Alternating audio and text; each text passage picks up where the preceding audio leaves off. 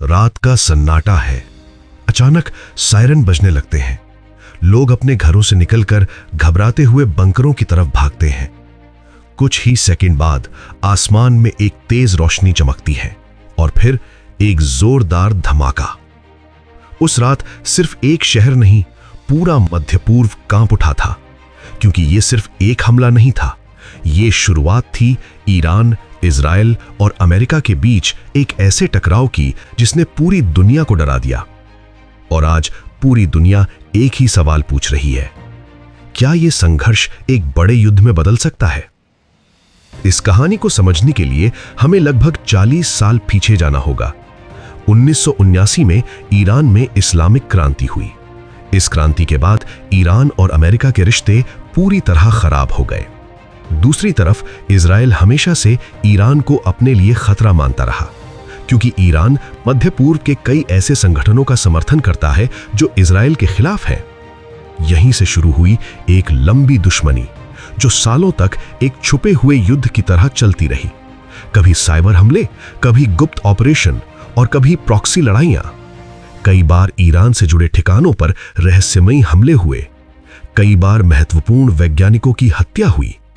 लेकिन हाल के वर्षों में यह तनाव अचानक बढ़ गया।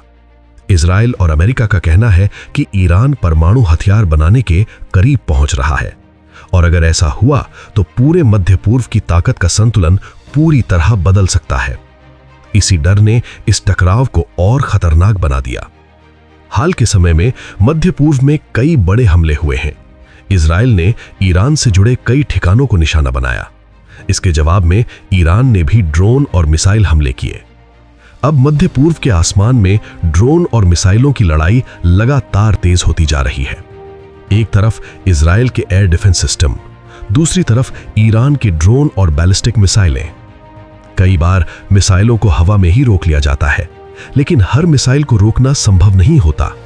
और जब कोई मिसाइल अपने लक्ष्य तक पहुंच जाती है तो उसके साथ कई जिंदगियां भी खत्म हो जाती हैं।